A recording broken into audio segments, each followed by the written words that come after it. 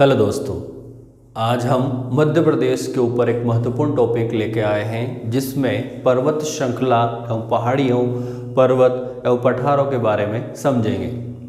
पर्वत, पठार और पहाड़ियों के बारे में हमने पहले भी कई पिछली कक्षाओं में पढ़ा है, लेकिन फिर भी मैं आपको जानकारी के लिए कुछ महत्वपूर्ण फैक्ट बता देता हूँ। देखो दोस्तों, हम सबसे पहले पर्वत श्रृंखला के बारे में जब पढ़ेंगे तो यहाँ पर मध्य प्रदेश की सबसे महत्वपूर्ण पर्वत श्रृंखला जो है विंध्याचल पर्वत श्रृंखला है। विंध्याचल पर्वत श्रृंखला जिसमें कई प्रकार के पहाड़ी भी है, इसमें कहीं ना कहीं पठार भी है, जैसे मालवा का पठार देख रहे होंगे आप। इसमें कुछ चोटियाँ भी आती है और कुछ छोटी छोटी श्रेणियाँ भी इसका एक भाग है। लेकिन दोस्तों, ये सब चीज़ें होती क्या है, इनका क्या महत्व है और ये कैसे होती है एक श्रृंखला के अंदर, तो यही मैं आपको अभी दिखाने वाला हूँ। जैसे कि दोस्तों हम देख रहे हैं यहाँ पे एक श्रृंखला ऐसे होती है। एग्जाम्पल के लिए समझ लो कि यह विंध्याचल पर्वतमाला ही है। विंध्याचल पर्वतमाला एक ऐसे श्रृंखलाबद्ध तरीके से है, शिखर नुमा होती है। सॉरी, इसको थोड़ा शिखर नुमा बना लेते हैं अपन ऐसे, क्योंकि पहाड़ियाँ या पर्वतमालाएं होती है अधिकतर शिखर युक्त होती है, लेकिन इनमें कुछ कुछ पठार होते हैं बीच बीच में। कुछ पठार ऐसे होते हैं जो सपाट होते हैं, जो देखने में ऐसे लगते हैं जैसे कि कोई एक आरामदायक कुर्सी हो। तो उसी तरह से ये पठार होते हैं और साथ साथ इनमें बीच बीच में कुछ छोटी मोटी पहाड़ियाँ भी होती है, जिनका भी एक महत्वपूर्ण इसकी भूमिका होती है पर्वत श्रृंखला में। हम देखते हैं पहाड़ियों में जैसे कि मांडू की पहाड़ियाँ। इसी प्रकार अगर पठार के बाद हम देख लेते हैं कि चोटी क्या होती है, शिखर क्या होता है, तो इसी का एक भाग होता है ये शिखर। ये होती है चोटियाँ, यानी कि जो पर्वत शिखर होता है उसका जो सर्वोच्च बिंदु होता है वही पर्वतमाला का एक शिखर या सर्वोच्च बिंदु, या उसे आप चोटी कह सकते हैं। इसे आप शिखर बोल सकते हो, चोटी बोल सकते हो, सर्वोच्च बिंदु बोल सकते हो। इसी प्रकार जब हम आगे देखेंगे कि यह पर्वत श्रृंखला एक पठार, पहाड़ी और पर्वत में किस प्रकार हमारे मध्य प्रदेश में भी देखने को मिलती है, तो ये है सबसे महत्वपूर्ण विंध्याचल पर्वतमाला। विंध्याचल पर्वतमाला ऐसा बोला जाता है सबसे प्राचीन कालीन पर्वतमाला है और साथ साथ इसका एक महत्व भी है प्राचीन कालीन, यानी कि यह भारत में एक महान जल विभाजक क्षेत्र है, जिसके उत्तर में कहीं ना कहीं हमारी गंगा और उसके दक्षिण में नर्मदा एक जल विभाजक के रूप में क्षेत्र है। दोस्तों, विंध्याचल पर्वतमाला एक प्राचीन पर्वतमाला है। इसी प्रकार एक और पर्वतमाला सतपुड़ा पर्वतमाला भी है, यह भी एक प्राचीन कालीन पर्वतमाला है मध्य प्रदेश की। साथ साथ मध्य प्रदेश के पश्चिम में पड़ने वाली अरावली पर्वतमाला जो है, यह भी एक प्राचीन कालीन पर्वतमाला में गिनी जाती है। लेकिन अरावली हमारे मध्य प्रदेश के पश्चिम में पड़ती है और विंध्याचल और सतपुड़ा हमारे मध्य प्रदेश की दो महत्वपूर्ण पर्वतमाला बन जाती है। विंध्याचल पर्वतमाला में हम सबसे पहले यहाँ पर देखेंगे कि मालवा का पठार देख रहे होंगे, इसका काफ़ी क्षेत्र है जो कि मध्य प्रदेश का सबसे बड़ा भौगोलिक क्षेत्र कहलाता है। मालवा के पठार की सबसे ऊंची चोटी सीगार चोटी कहलाती है। इसी प्रकार इसमें कुछ पहाड़ियाँ देखने को मिलती है। मांडू की पहाड़ी जो कि धार में पड़ती है, जो कि एक सैलानियों को अपनी ओर आकर्षित करने का भी काम करती है, यानी कि यहाँ पर लोग काफ़ी आनंदमय भूमिका के रूप में जाते भी है और वहाँ पर काफ़ी उन्हें आकर्षित करती है ये पहाड़ियाँ। इसी प्रकार एक जानापाव पहाड़ियाँ है जो कि ये महू में पड़ती है, इंदौर जिले के महू में। जानापाव पहाड़ियों में आपने देखा होगा कि चंबल का उद्गम स्थल भी है, एक महत्वपूर्ण पहाड़ी है जो कि जहाँ से हमारी चंबल नदी उद्गमित होती है। इसी प्रकार आगे हम देखेंगे कि ये पर्वतमाला में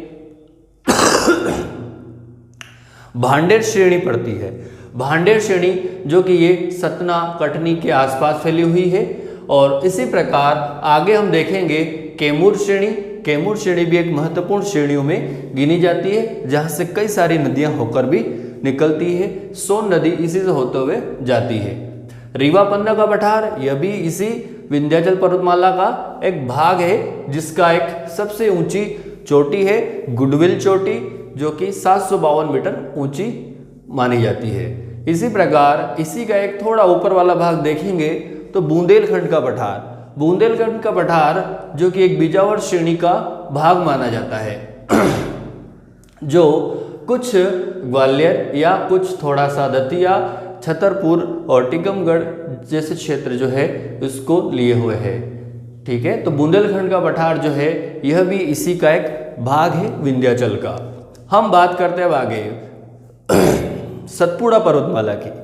सतपुड़ा पर्वतमाला जिसमें कई प्रकार इसी प्रकार पहाड़ियाँ भी है और कुछ ऊंची चोटियाँ है और कुछ श्रेणियाँ इसके भाग है। सबसे पहले हम बात कर लेते हैं मैकाल श्रेणी। जो मैकाल श्रेणी जहाँ से हमारी नर्मदा नदी उद्गमित होते हुए आगे बढ़ती है, वैसे हमारी नर्मदा नदी भ्रंश घाटी, जहाँ आप देख रहे होंगे नर्मदा सोन घाटी से होते हुए निकलती है, लेकिन इसका उद्गम स्थल अमरकंटक का पहाड़ है, जो कि पठार भी है। यहीं से होते हुए कि मैकाल श्रेणी होते हुए इसी घाटी में हमारी नर्मदा बहती है। आगे हम देखते थोड़ा सा महादेव श्रेणी। महादेव श्रेणी जो है यह एक महत्वपूर्ण श्रेणी में गिनी जाती है, जो कि होशंगाबाद में पड़ती है और होशंगाबाद के पंचमढ़ी में पड़ती है। पंचमढ़ी में इस महादेव श्रेणी है और इसी श्रेणी का सबसे सर्वोच्च शिखर धूपगढ़ की चोटी है, जो कि 1350 मीटर इसकी ऊंचाई है, यानी मध्य प्रदेश का सबसे ऊंचा बिंदु माना जाता है। साथ ही साथ पंचमढ़ी एक और महत्वपूर्ण बात के लिए जानी जाती है, मध्य प्रदेश का एकमात्र हिल स्टेशन या मध्य प्रदेश की ग्रीष्मकालीन राजधानी भी कहलाती है। ठीक है दोस्तों, ये भी क्वेश्चन पूछा जाता है कि महादेव श्रेणी पर स्थित जो हिल स्टेशन है वो पंचमढ़ी स्पेशल जाना जाता है, साथ में धूपगढ़ जो कि एक सबसे ऊंची चोटी है। सतपुड़ा पर्वतमाला आप देख रहे होंगे, इसकी लंबाई 1120 मीटर है और ऊंचाई लंबाई है इसकी 1120 किलोमीटर और 900 मीटर इसकी ऊंचाई है। साथ ही साथ इसी सतपुड़ा पर्वतमाला में एक और श्रेणी पड़ती है ग्वालीगढ़ श्रेणी, जो यह भी लगभग बैतूल और बुरहानपुर के आसपास पड़ती है। एक और राजपीपला की श्रेणी, यह बड़वानी तक फैली हुई है और साथ साथ इन्हीं श्रेणियों में आखा रानी की पहाड़ियाँ भी मौजूद है। श्रेणी का एक भाग है पहाड़ी। इसी प्रकार हम देखते हैं कि इनमें कुछ तामनिया की पहाड़ियाँ भी हैं, जो कि यह छिंदवाड़ा तक फैली हुई है।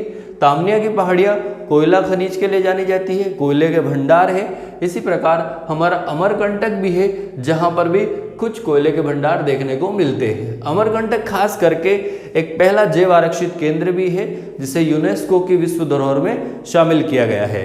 ऐसे ही हमारा पंचमढ़ी भी एक क्षेत्र है, जिसे यूनेस्को की विश्व धरोहर में शामिल किया गया है। और साथ में रीवा पन्ना के पठार जो है यह भी खनिज पदार्थों के लिए खास कर जाने जाते हैं। रीवा पन्ना के पठार जो कि हीरे के लिए खास कर जाने जाते हैं, उसी प्रकार भांडेर श्रेणियाँ जहाँ पर सीमेंट के घर कहलाती है।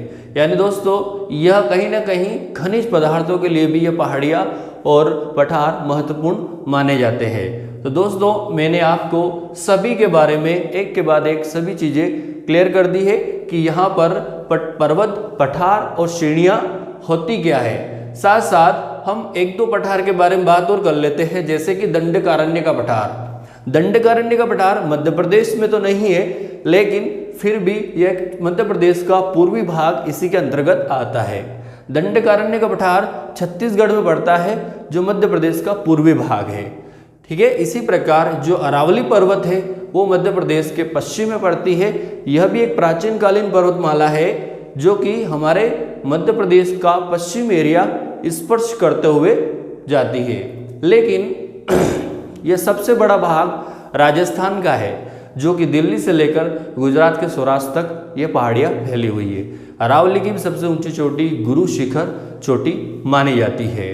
दोस्तों उम्मीद है कि आपको पर्वत और पहाड़ी और श्रृंखला के बारे में काफ़ी चीज़ें समझ में आई होगी। इसी प्रकार हमारे आगे भी वीडियो देखते रहे जो मैं आगे लेके आ रहा हूँ नदियों का टॉपिक। जय हिंद, जय भारत।